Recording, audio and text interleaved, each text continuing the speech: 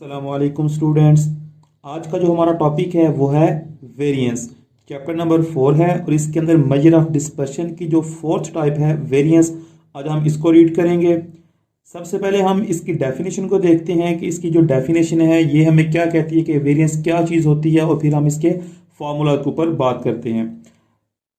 Definition इसकी इस तरह से है, mean of square of deviations of all values from there mean, कि जितनी भी वैल्यूज हमारे पास होती हैं रैंडम वेरिएबल x की, अगर हम उसकी डेविएशन ले लें यानी उन तमाम वैल्यूज में से हम उसका मीन माइनस करके उसका स्क्वायर ले लें, यानी डेविएशन किस चीज को कहते हैं? डेविएशन कहते हैं डिफरेंस लेने को। हम जब x माइनस एक्स बार करते हैं तो ये हम कहते हैं कि ये हम डेविएशन ले रहे हैं, ठीक है। तो इस चीज को डेविएशन बोलेंगे, लेकिन जो इसकी डेफिनेशन है वो क्या है? Mean of square of deviations, यानी हमने इस डेविएशन का स्क्वायर लेना है। यहाँ पे ये हमने स्क्वायर ले लिया, और अगर मैंने इस चीज का मीन बनाना है तो मीन बनाने के लिए हम क्या करते हैं? हम ऑब्जर्वेशंस को प्लस करके n के ऊपर डिवाइड कर देते हैं। तो मैं अगर इसको प्लस करूं यहाँ पे, ये मैंने सम कर लिया और साथ मैंने n के ऊपर डिवाइड कर लिया, तो ये मेरा वेरिएंस का फॉर्मूला बन जाएगा। यानी इसकी डेफिनेशन भी हमें इस फॉर्मूला से ही मिल जाती है, mean of square of deviations of all values. All values का मतलब है ये जितने भी x की वैल्यूज होती हैं, लेकिन इनकी डेविएशन किससे है? मीन से है। तो mean of square of deviations of all values from there mean is called variance. ये हमारे पास वेरिएंस होता है। अब हमने जो लास्ट पे एक मेजर ऑफ डिस्पर्शन पढ़ी जिसका नाम था मीन डेविएशन। मीन डेविएशन और इसमें फर्क सिर्फ इतना है कि मीन डेविएशन के अंदर जब हमारे पास डेविएशन आती थी, हम उसके अंदर स्क्वायर नहीं थे लेते, हम वहां पर एब्सोल्यूट ले लेते थे, मॉड ले लेते थे। वहां पर हम x minus x bar divided by n, उसकी जो डेफिनेशन थी वो mean of square of deviation नहीं थी, वो थी मीन ऑफ एब्सोल्यूट डेविएशन। यानी हम क्या करते थे? हम मॉडुलस लेते थे जिससे वो वैल्यूज तमाम की तमाम पॉजिटिव हो जाती थी। हमारा जो मेन इधर मकसद होता है स्क्वायर लेने का या फिर ये मॉडुलस लेने का, वो मेन मकसद ये होता है कि हम जो वैल्यूज हैं वो सारी की सारी पॉजिटिव आ जाएं, क्योंकि हमें पता है जब भी हम x में से उसका मीन माइनस करते हैं और उन वैल्यूज को सम करते हैं, यानी हमारी एक प्रॉपर्टी है अरिथमेटिक मीन की सबसे पहली प्रॉपर्टी कि sum of x minus x bar is always equal to 0, कि ये जो चीज है ये हमेशा 0 के इक्वल होती है। तो देखें दोनों में अगर मैं इधर स्क्वायर ना लूं तो मेरे पास पीछे जो चीज बचेगी वो ये चीज बच जाएगी सम ऑफ x माइनस एक्स बार। इधर भी अगर मैं ये मॉडुलस ना लूं तो मेरे पास बचेगा सम ऑफ x माइनस एक्स बार। तो दोनों केसेस के अंदर क्या होगा? फिर हमारा जो मीन है या फिर कहने के हमारी जो डेविएशन का सम आ रहा है वो हमेशा 0 आएगा। इसलिए इस 0 से बचने के लिए हम क्या करते हैं? हम यहां पर वेरिएंस के अंदर स्क्वायर ले लेते हैं और मीन डेविएशन के अंदर हम मॉडुलस ले लेते हैं, क्योंकि अगर हम ये नहीं करेंगे तो हमें जो हमारा आंसर है वेरिएशन का वो हमेशा मिसगाइड करेगा, वो हमेशा 0 ही आएगा। लेकिन 0 तब आएगा सिर्फ जब आपका जो डाटा है वो एक कांस्टेंट डाटा होगा। वेरिएबल के अंदर जो आपकी डेविएशन है, आपकी जो वेरिएशन है वो कभी भी 0 नहीं आ सकती। तो इसलिए हम यहां पर क्या कर रहे हैं? हम यहां पर इसका स्क्वायर ले लेते हैं। तो अभी हम देखते हैं, ये इसका अनग्रुप फार्मूला है, क्योंकि इसके अंदर आप देख सकते हैं f यूज नहीं हो रहा, इसके अंदर n यूज हो रहा है। तो ये फार्मूला होगा इसका अनग्रुप के लिए। अब एक बात और आती है कि कुछ स्टूडेंट्स जो हैं वो इधर दूसरा फार्मूला भी यूज करते हैं, कुछ डिफरेंट फार्मूला यूज करते हैं। इसी तरह जो कुछ टीचर्स हैं वो डिफरेंट फार्मूला से बच्चों को ये क्वेश्चन करवाते हैं।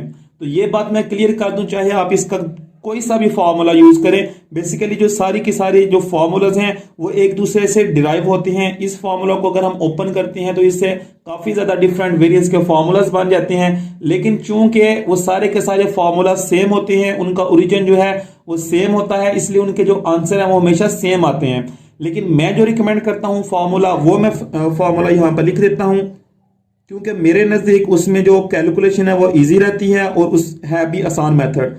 सम of x square divided by n minus sum of x divided by n का होल स्क्वायर। तो मैं ये फॉर्मूला रिकमेंड करूंगा वेरिएंस का कि तमाम जो स्टूडेंट्स हैं वो इस फॉर्मूला से करें, लेकिन आपको जो फॉर्मूला इजी लगता है, अगर ये फॉर्मूला इजी लगता है तो इससे करें। अगर ये फॉर्मूला इजी लगता है तो आप इससे करें, या इससे अलावा अगर कोई फॉर्मूला आपको इजी लगता है तो आप वो वाला फॉर्मूला यूज करके अपना क्वेश्चन सॉल्व कर सकते हैं। आंसर हमेशा सेम आएंगे।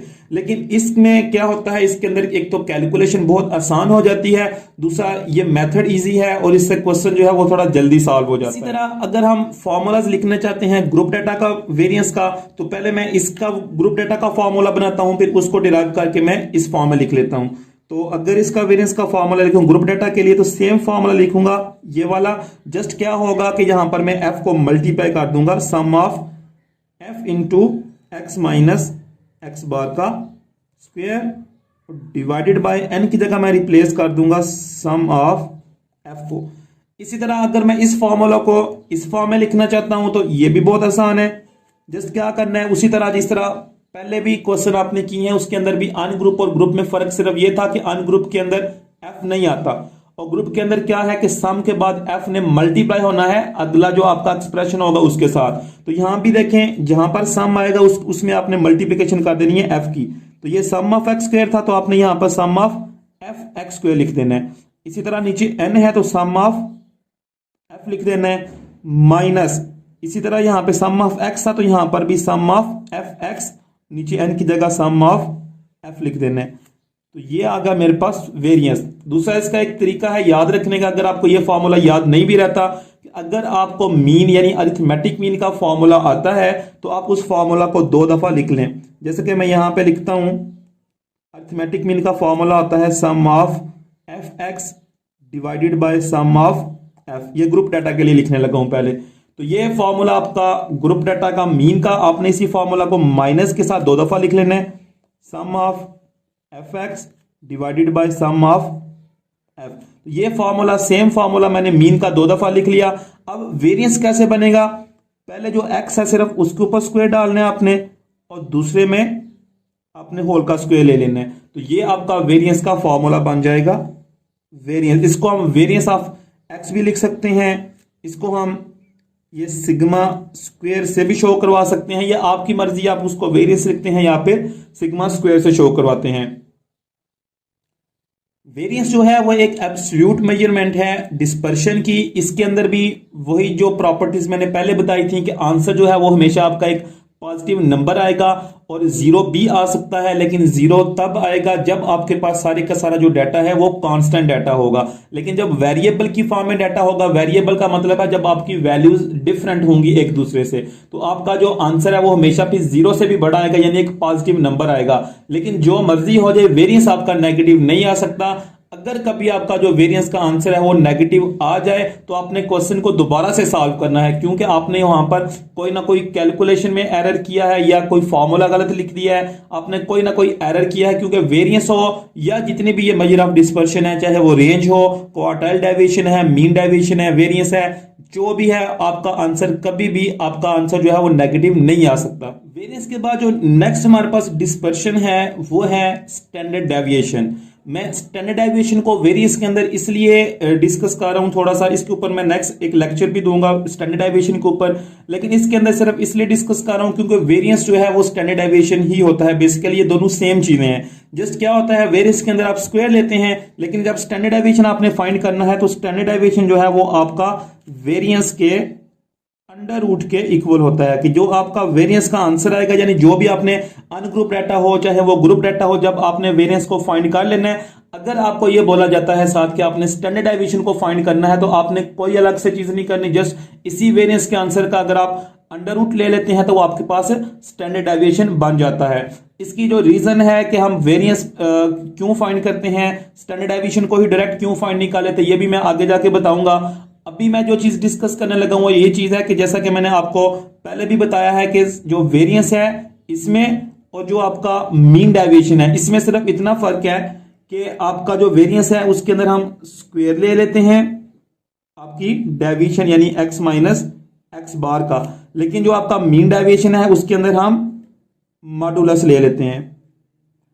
तो अगर हम मॉडुलस लेते हैं इसके अंदर और इसके अंदर स्क्वायर लेते हैं। मकसद दोनों का सेम था कि वो दोनों ने क्या करना है, वैल्यूज को जो आपकी डेविएशन आ रही है उनको, जो नेगेटिव वैल्यूज थी उसके अंदर उनको पॉजिटिव करना है, ताकि जो नेगेटिव और पॉजिटिव आपस में आती हैं वो कैंसिल आउट हो गए, जीरो आंसर ना दें। सिर्फ इस चीज से बचने के लिए तो एक क्वेश्चन माइंड में आता है कि फिर मीन डेविएशन जो ये काम कर रहा था तो हमने फिर वेरिएंस क्यों फाइंड किया, हम स्क्वायर क्यों लेते हैं उस चीज का।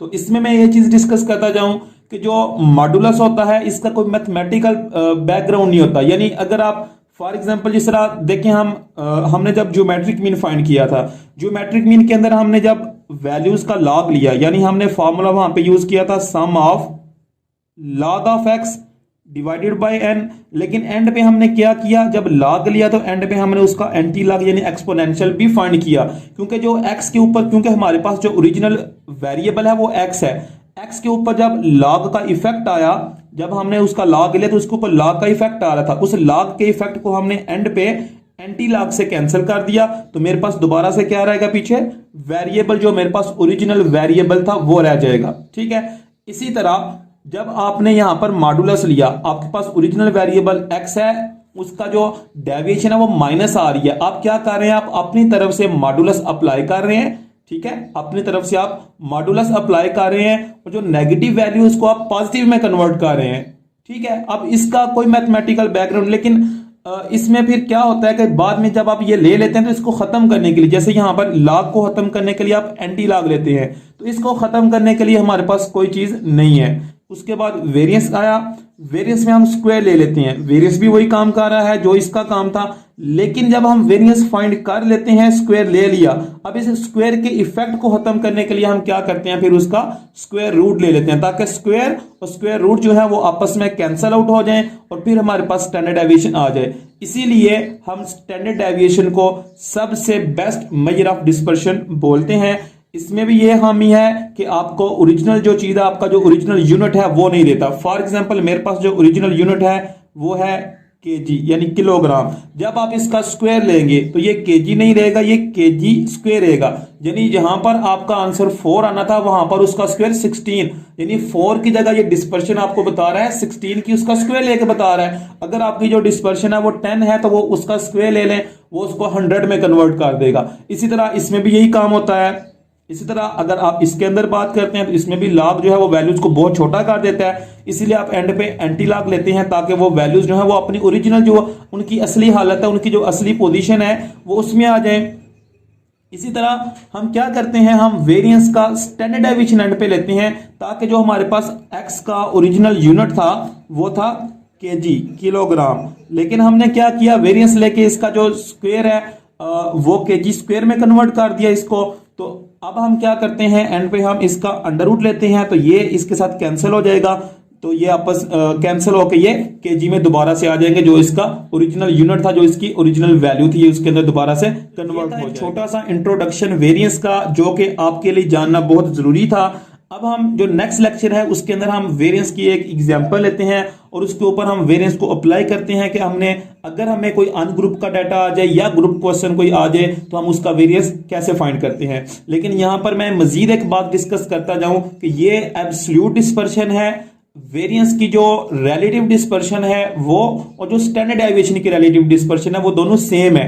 यानी स्टैंडर्ड डेविएशन बेसिकली वेरिएंस का ही जो अंडर रूट है, इसलिए इन दोनों का जो कोएफिशिएंट ऑफ वेरिएशन है वो दोनों का सेम होगा। तो हम जो इसकी रिलेटिव डिस्पर्शन है वो जब हम स्टैंडर्ड डेविएशन का लेक्चर लेंगे उसके बाद ही हम इसको देखेंगे।